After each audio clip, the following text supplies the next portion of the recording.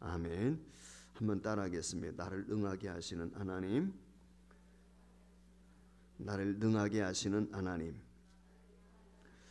나를 능하게 하시는 하나님. 우리 걸그룹이죠. 흔히 아이돌 뭐 이렇게 이야기하는데 그 2NE1이라고 하는 여자 아이들 걸그룹이 있는 줄 알고 있습니다. 그 아이들이 부른 노래 가운데 한 2, 3년 됐나요? 나온 노래인데 그게 뭐냐면 내가 제일 잘 나가. 혹시 그런 노래 여러분들 아세요? 내가 제일 잘 나가라는 그런 노래가 있어요. 이 얘기를 하는 이유는 뭐냐면 잘 나간다 라고 하는 말의 의미는 내가 유능하다. 어떻게 보면 그런 의미가 거기에 담겨 있는 거거든요.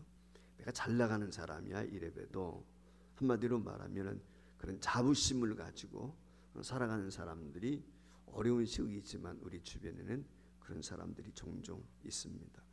잘 나간다 라고 하는 말은 다른 말로 바꾸어 말하면 저 사람이 유능하다 그렇게 평가받는 사람이라고도 이야기할 수가 있을 것입니다. 근데 이 유능한 사람, 누군가에게 내가 인정을 받고 있는 사람, 잘 나가는 사람이 되고 싶다라고 하는 것은 어떤 자격이나 역량 또는 그 능력만 가지고 되는 것은 아니죠. 내 스스로 잘 나간다, 내가 똑똑하다라고 생각이 되어지지만 남이 인정을 해줘야 되는 거거든요. 남이 인정을 해주지 않으면 내 스스로 잘 나가는 사람이다라고 자기 자신이 자기를 위로해도 사실 아무런 세상이 인정을 해주지면 아무 의미가 없는 거거든요. 그렇기 때문에 잘 나간다, 내가 유능하다라고 하는 것은 그런 평가를 받기 위해서는 그 사람이 적재적소에 그 능력이 그 적재적소에 그 사람이 어떤 배역을 맡았다든지 그 지에 있게 될 때 그 능력이 발휘돼야 되는 거죠. 한마디로 말하면은 영향력을 발휘할 수 있어야 되는 거죠. 그러니까 조건에 맞을 때 그 사람이 유능한지 아닌지 그걸 우리가 알 수 있는 것입니다. 이 말씀을 드린 이유는 뭐냐면 오늘 여기 본문 말씀에 보면 바울이 자기 자신에 대해서 나를 능하게 하셨다 그렇게 고백을 하고 있거든요. 근데 자기 자신을 능하게 하신 분이 누구냐? 예수 그리스도다, 하나님이시다 그렇게 말씀을 하고 있어요. 즉 한마디로 말하면 자신의 능력은 바울 사도가 하나님이 자신을 잘 사용해 주실 때 그때 내가 능력 있는 사람, 힘 있는 사람이 된다 그렇게 고백을 하고 있는 거거든요.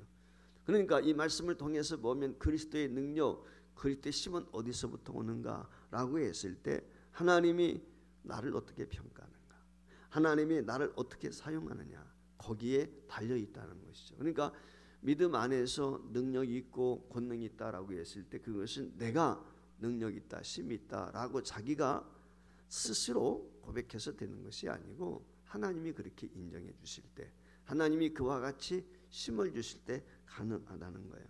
종종 그런 사람들을 볼 때가 있죠. 교회 안에도 보면은 물론 우리 교회는 그런 분들이 없지만 종종 그런 사람들이 있어요. 남들이 날 알아주지 않는다는 거예요. 내가 이래봬도 학교를 어디 나왔고 내가 이런 경력도 가지고 있고 내가 이만큼 봉사도 했고 이만큼 전도도 했고 내가 과거에 이랬던 사람인데 알아주지 않는다는 거예요. 내가 얼마나 놀라운 능력을 가지고 있고 재능을 가지고 있는 사람인데 알아주지 않는다. 그래서 불평하고 원망하는 사람들이 종종 있습니다. 그런데 개인의 역량이나 자격이라고 하는 것은 때때로 우리가 신앙생활하게 될 때 걸림돌이 될 때가 있어요. 내가 이래봬도 사회에서 이런 위치에 있는 사람이야. 내가 이와 같이 권력이 있어. 내가 가진 것이 이런 게 있어. 라고 했을 때 그것이 오히려 신앙생활 하는데 걸림돌이 된단 말이죠. 하나님 앞에는 부끄러운 것이 될 수가 얼마든지 있다. 그런 생각이 들어요. 오늘 본문에 나오는 바울이라는 사람이 그런 사람이거든요. 이 바울은 자기 자신을 소개할 때 베냐민 지파 중에서 베냐민입니다. 베냐민 지파 가운데서도 베냐민, 한마디로 말하면 혈통이 어떤 사람이냐, 유대인 중에서도 유대인이다. 한마디 그 얘기거든요. 우리가 잘 아시는 것처럼 이 사울이라고 하는 이름 자체가 큰 자 아닙니까? 여러분 이스라엘의 일대 왕이 사울이었거든요.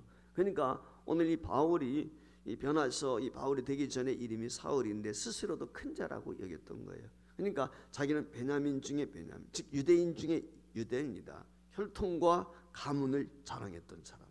특별히 그는 나면서부터 신분적으로도 유대인이에요. 참 뭡니까? 로마인이에요.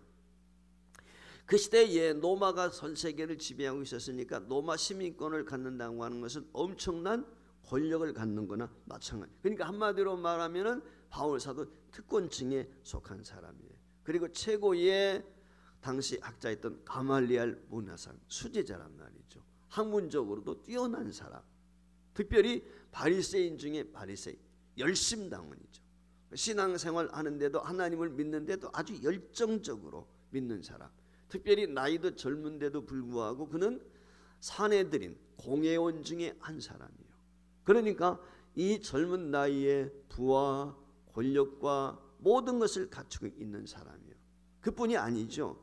이 사람은 그 당시에 공용어였던 헬라어에도 아주 능통한 그런 사람이었다는 거예요. 그러니까 능력이 비범하고 뛰어난 사람이다. 그렇게 이야기할 수가 있습니다. 그러니까 이 바울 되기 이전에 사울의 모습을 보면 자부심이 대단한 거죠. 이래봬도 나는 이런 사람이야 라고 하는 생각을 가지고 살았던 사람이에요. 그러다 보니까 자부심이 있고 자기 의지가 강한 사람이니까 이런 사람들의 특징이 무엇입니까? 이런 사람들의 특징은 뭐냐면 남을 정죄를 잘한다는 거죠. 남을 비판하기를 좋아하는 거예요. 신란하기를 좋아하는 거죠. 그러니까 이 바울이 어떤 오류 가운데 어떤 잘못에 빠지게 되냐면 이런 마음을 가지고 있었으니까 예수님을 정죄하는 거예요. 이단의 개수다. 예수를 이단으로 정죄하는 거예요. 그리고 예수를 추종하는 사람들, 그 사람들을 잡아 죽이기 위해서 담에서 도상으로 가잖아요. 그만큼 자기의가 강했던 사람, 자기 자신이 대단하고 하는 자부심을 가지고 있는 사람, 이게 사울이었다고 하는 것이죠. 바울 이전의 모습인 것입니다. 그러니까 개인의 역량이나 능력에 대한 자부심이 너무 커가지고 이런 사람들이 신앙생활 하는데 오히려 걸림돌이 되는 거예요. 교회 안에도 그런 사람들이 있을 수 있어요. 사회생활이 화려합니다. 경력도 있습니다. 신앙생활의 연조도 깁니다. 몇 대째 내려옵니다. 뭐 이런 것 때문에 오히려 걸림이 되어지고 그것 때문에 신앙생활 하는데 다른 사람들 보는 것이 아주 곧지 않게 별것 아닌 것처럼 자기는 대단한 것처럼 그런 생각을 가질 수가 있다는 것이죠. 하나님은 이런 사람을 사용하지 않죠. 사용하실 때 어떻게 해요? 그걸 거꾸로 틀려서 사울이 바울이 되게 하셔서 그렇게 사용하시는 거거든요. 그러니까 세상에서 잘 나가는 것이 신앙생활에는 장애가 될 때가 있다. 그래서 하나님은 그런 사람들을 어떻게 쓰시기로 작정해서 부르신 사람이라면 꼭 하는 것이 있는데 그걸 거꾸로 틀리는 거예요.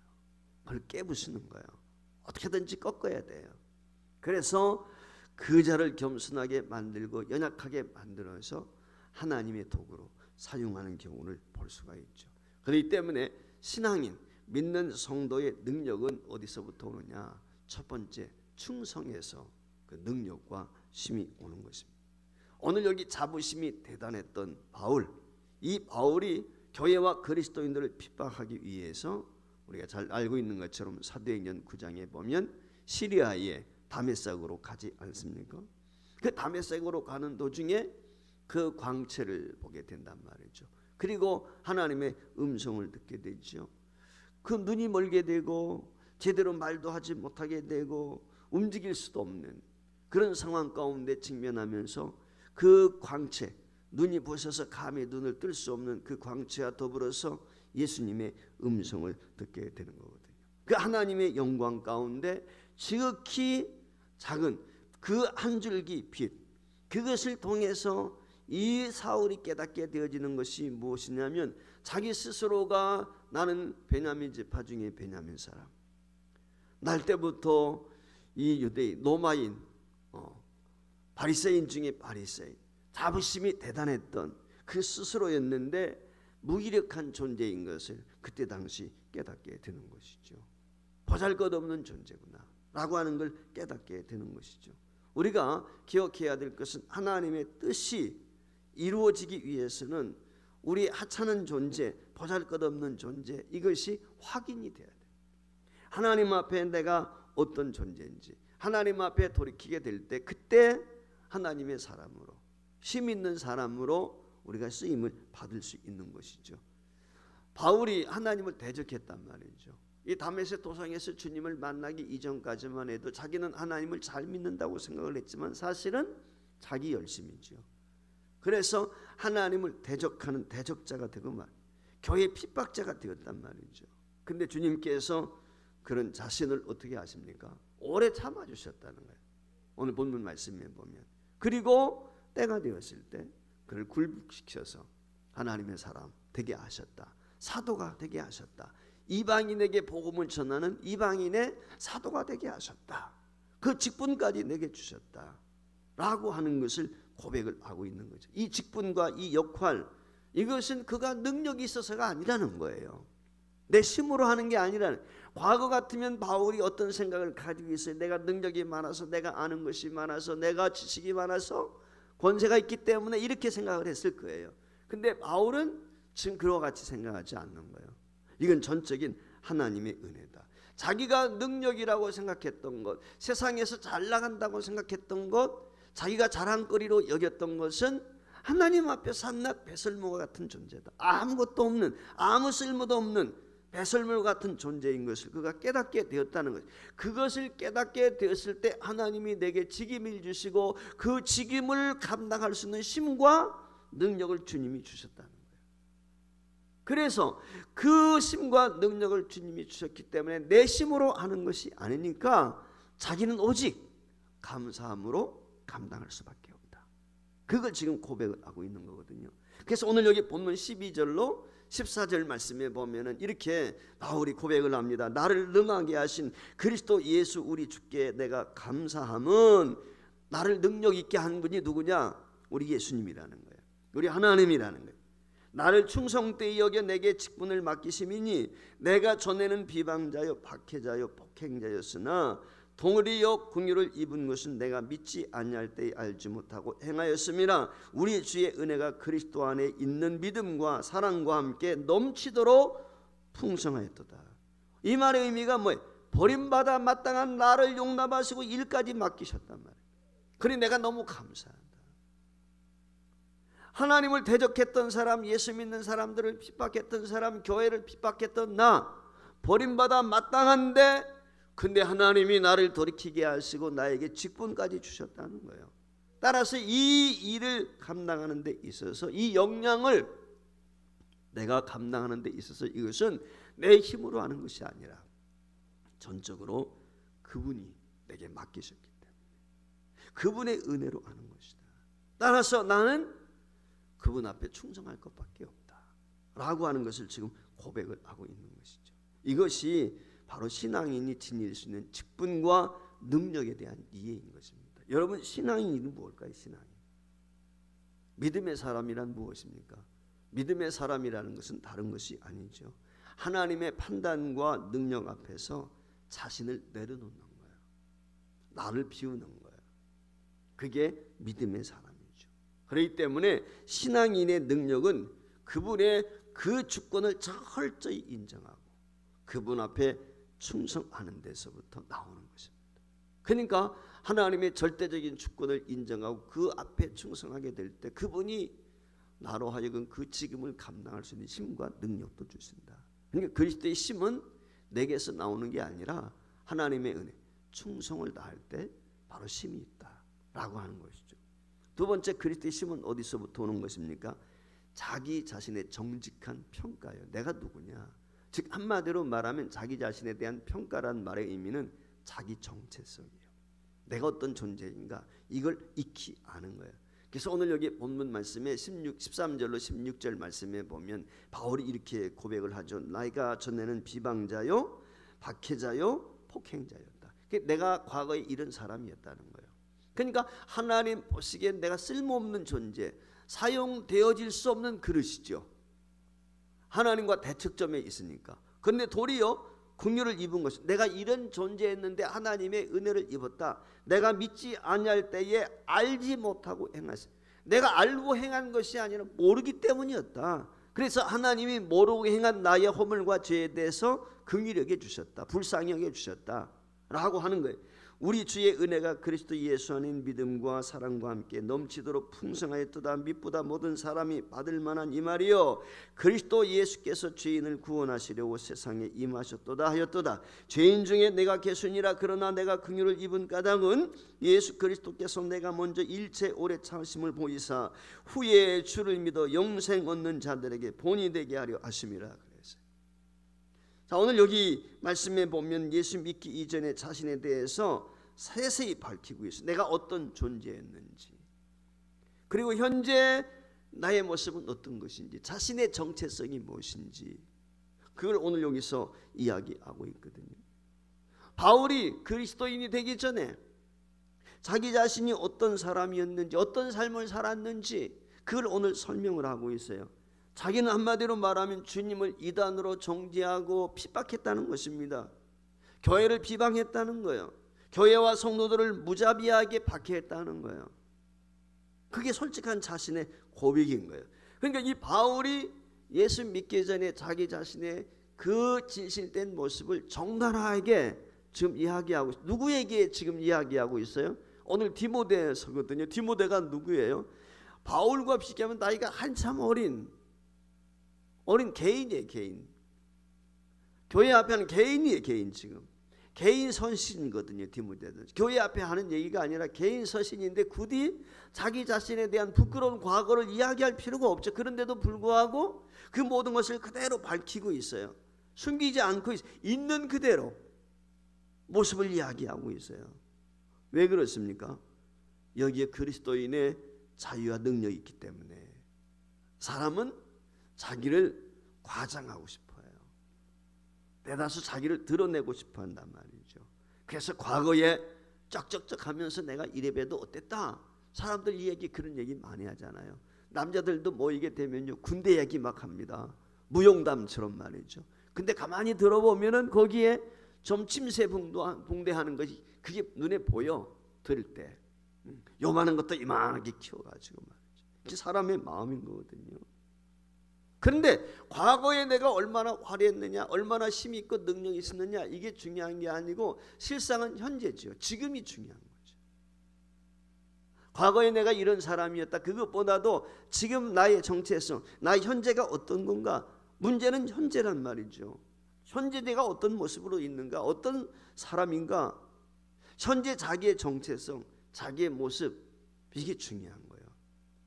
지금의 나, 현재 나에 대해서 바르게 평가할 수 있을 때 제대로 된 삶을 살 수가 있죠. 우리가 가만히 보면은 현재 자기를 과대평가하는 사람은요 불안할 수밖에 없어요. 지금의 자신보다 자기를 과대평가하는 사람 불안해요. 근데 반대로 자기를 과소평가하는 사람이 있어요. 자기 자신을 과소평가하는 사람은 열등감과 불평 속에 살 수밖에 없어요. 그렇게 살 수밖에 없어요. 사람이라는 것은. 그렇기 때문에 현재 내가 누군지 이걸 바로 직시하는 게 굉장히 중요해요. 바울은 오늘 자기 자신이 어떤 존재라고 이야기합니까? 한마디로 말하면 바울은 자기 자신을 하나님의 긍휼을 입은 사람, 하나님의 은혜를 입은 사람입니다. 이게 바울의 자기 정체성이에요. 저와 여러분이 가져야 될 것도 마찬가지예요. 내가 구원받은 하나님의 자녀가 되었다는 것은 주님의 긍휼하심을 입은 것이다. 하나님의 은혜를 입었다. 구원받은 존재다. 이게 오늘 우리에게 확신이 있어야 돼요. 이전에 자신은 죄인의 계수였어요. 그런데 하나님의 긍휼을 입고 은혜를 입어서 지금은 내가 사도가 되었다. 죄인의 계수였다는 말은 멸망할 수밖에 없는, 심판의 대상일 수밖에 없는 존재였다. 그런데 지금은 내가 하나님의 긍휼 용서를 얻고 은혜를 입어서 하나님의 사도가 되었다. 긍휼하심을 입어서 하나님의 은혜 가운데 부름을 받아서 하나님의 구원을 얻어서 내가 이와 같이 직임을 맡았다. 이게 바울의 고백이거든요. 조건 없는 하나님의 은혜, 사랑, 그것 때문에 내가 구원을 받게 되었고 오늘 이와 같이 이방인의 사도로 쓰임을 받고 있다는 것입니다. 그러니까 이 복음에 대한 빚진 마음, 하나님의 긍휼하심에 대한 이 깨달음, 이것이 바울 심령 속에 있는 것이죠. 그러니까 이 구원에 대한 감격이 있을 수밖에 없어요. 오늘 우리가 이 마음이 있어야 돼요. 나의 나됨은 오직 하나님의 긍휼과 은혜 때문이다. 여기에 힘이 있어요. 사실은 여기에 두려움이 없어요. 그리스도인의 능력과 권능은 어디서부터 오느냐면 하나님의 긍휼과 하나님의 은혜로부터 오는 것입니다. 자신은 하나님의 절대적 은혜로 내가 구원을 받았다. 절대적 은혜. 이걸 우리가 잊지 말아야 돼요. 이 절대적 은혜를 신봉하게 될 때 그리스도인의 능력이 나오는 거죠. 거기서 힘이 나오는 거예요. 그리스도인의 존재와 삶의 능력은 다른 데 있는 것이 아니고 하나님의 절대적인 긍휼과 은혜, 그 속에서부터 오는 것입니다. 거기서 결정이 되는 것입니다. 그래서 본문 말씀에 보면 바울이 나를 능하게 하신 하나님, 나를 능하게 하신 그리스도, 그렇게 지금 고백을 하고 있는 거거든요. 여기 능하게 한다는 말이 영어로 empower, 즉 한마디로 말하면 가능케 한다. 모든 것을 그러니까 바울 사도가 빌립보서에도 그런 고백을 하잖아요. 내게 능력 주시는 자 안에서 내가 모든 것을 할 수 있다. 과거 같으면 어떻게 해요? 자기 힘으로 하는 거죠. 자기 의지로 하는 거죠. 자기 실력으로 했단 말이에요. 근데 이제는 그게 아니야. 하나님이 맡기신 은혜로. 그 주님이 맡기실 때 내게 그냥 맡기시는 게 아니란 말이죠. 어떤 직임을 내게 줄 때, 어떤 직분을 내게 맡기실 때 그냥 직분을 맡기는 게 아니란 말이죠. 그것에 감당할 수 있는 지혜도 주시고 능력도 주시고 지식도 주시고 모든 은사도 함께 주신다는. 이는 모세예요. 모세를 하나님이 부르시고 애굽에 신음하고 있는 이스라엘 백성들을 구원해 내라고 할 때 그냥 보내기는 게 아니잖아요. 그의 능력도 주시고 아론도 붙여주시고 훌도 붙여주시고 그를 추종하는 사람들도 붙여주시는 거예요. 그래서 보내신다는 것이죠. 하나님께서 이렇게 맡기시는, 내가 내려놓아야 할 카드가 있다면 그것은 무엇이냐? 오직 하나, 하나님을 믿고 그분의 평가를 겸손히 받아들이는 거예요. 이게 오늘 우리에게 중요해요. 인도의 선교사님으로 수고하시던 어느 분의 고백이 생각이 납니다. 어떤 분이 그분에게 물었어요. 어떻게 그 어려운 상황 가운데서도 그렇게 역동적으로 선교 사역을 감당할 수 있었습니까? 라고 질문하게 되었을 때 이분이 그런 대답을 했어요. 나의 가장 중요한 활동 모토는 사랑입니다. 하나님의 사랑. 그리고 내가 유용하게 쓰임받을 수 있는 가장 중요한 확정은 허영심과 이기심을 버린 것입니다. 사람이라고 하는 것은 누구 앞에 인정받고 싶은, 드러내고 싶은 허영심이 있단 말이죠. 그 이기심, 그걸 내가 포기한 거예요. 그걸 버렸다는 거예요. 그리고 확실한 계획이 있다면 한 알의 밀알이 땅에 떨어져 죽어서 열매 맺는 것입니다. 오늘 우리가 하나님 앞에, 세상 앞에 두려워하지 않고 담대할 수 있는 이유는 한 알의 밀알로 썩어질 때 있어요. 여러분, 한 알의 밀알로 썩어져서 나를 온전히 주님 앞에 드린다고 생각하면 여러분 한번 생각해 보세요. 어떤 두려움이 있겠습니까? 그렇죠? 어떤 염려, 걱정이 있겠습니까? 이름도 없이 빛도 없이 한 알의 밀이 되어서 내가 썩어지겠다고 하는데 그 사람을 누가 말릴 수 있겠어요? 위대한 능력은 다른 데 있지 않죠. 우리가 썩어질 때 있는 거예요. 우리가 나 자신을 포기할 때, 그때 하나님이 역동적으로 일하시고 저와 여러분을 붙들어 주시고 오직 하나님 그분만이 내가 그분의 부름 속에 있다는 것을 확신하게 될 때 그게 힘이 되고 능력이 되고 그것이 성도의 권능이 되는 줄 믿습니다. 이 분명한 자기 정체성, 내가 누구냐? 내가 하나님의 긍휼하심을 입었고 하나님의 은혜를 입은 자다라고 하는 이 확증, 이게 중요한 거예요. 세 번째로 중요한 것이 뭐냐? 오늘 바울이 이야기하는 건 하나님의 주권을 바라보는 거예요. 이게 중요합니다. 오늘 여기 17절 말씀에 보면 결론적으로 바울이 이런 고백을 하죠. 영원하신 왕 곧 썩지 않냐고 보이지 않냐고 홀로 하나이신 하나님께 존귀와 영광이 영원무궁하도록 있을지어다. 여러분 자신의 모든 삶을 하나님께 모든 영광을 돌리고, 바울 사도의 모든 삶을 하나님께, 나에게 능하게 하신 하나님, 하늘과 땅과 우주와 만물을 통치하시는 영원하시고 유일하신 하나님, 그분 앞에 돌리는, 이게 바울의 모습입니다. 그분의 절대적 주권 안에 모든 것을 맡기는 거죠. 그분의 주권 아래 있음을 인정하는 거예요. 이것을 맡기고 그분의 주권을 인정하고 나가게 될 때 세상이 감당할 수 없는 그런 사람이 우리가 될 수가 있는 것이죠. 그렇기 때문에 그 하나님이 나를 은혜 가운데 붙드시고 그분의 맡기신 일을 함에 있어서 하나님이 나를 능하게 하셨다. 현재도 그렇고 미래에도 그렇고 하나님은 그 능력을 재현하거나 막을 존재가 없다. 이 세상에 그 어떤 것도. 왜? 하나님의 통치 아래에 있으니까. 하나님의 주권 아래에 있으니까. 이것이 바울 사도가 끝까지 사명을 위해서 충성할 수 있던 힘의 동력이었습니다. 오늘 우리는 이 코로나19라고 하는 전 세계를 휩쓸고 있는 현실 앞에 모든 사람들이 두려워하고 있습니다. 어찌할 바를 몰라서 어떻게 보면 전전긍긍하고 있다라고 해도 과언이 아니죠. 그러나 우리 그리스도인들은 이런 현실 앞에서 한 가지 분명히 해야 할 일이 있습니다. 그것이 무엇입니까? 이 모든 상황도 영원한 왕이 되신 그 하나님의 통치 안에 있고 그분의 절대적인 주권 속에 이 모든 상황과 새로운 상황이 결정될 것이라고 하는 거예요. 이걸 우리가 인정하는 거예요. 그리고 그 하나님의 절대적인 주권 안에 내가 지금 서 있다라고 하는 것이죠. 이 코로나19 상황이 아무리 혼란과 위기를 가져와도 그리스도 안에 서 있는 저와 여러분의 삶을 요동하지 못하도록 하나님이 붙드시고 인도하실 것입니다. 그리고 이 위기를 넘어서 하나님이 준비하신 새로운 미래로 나가는 그리스도의 삶을 그 어떤 것도 막을 수 없다라고 하는 이 확신, 이것이 이 코로나19를 극복할 수 있는 그리스도의 힘이 아닐까, 이런 생각을 가져봅니다. 아무쪼록 이 위기 상황 속에서도 흔들리지 않는 자유와 담대함을 가지고 저와 여러분이 이 상황을 극복하고 승리할 수 있기를 바라고, 영원하신 통치자요 주권자이신 하나님만 바라보시고 이 어려움을 이기며 날마다 승리할 수 있기를 주의 이름으로 축복합니다. 우리 찬송가 함께 드리시게 될 때 찬송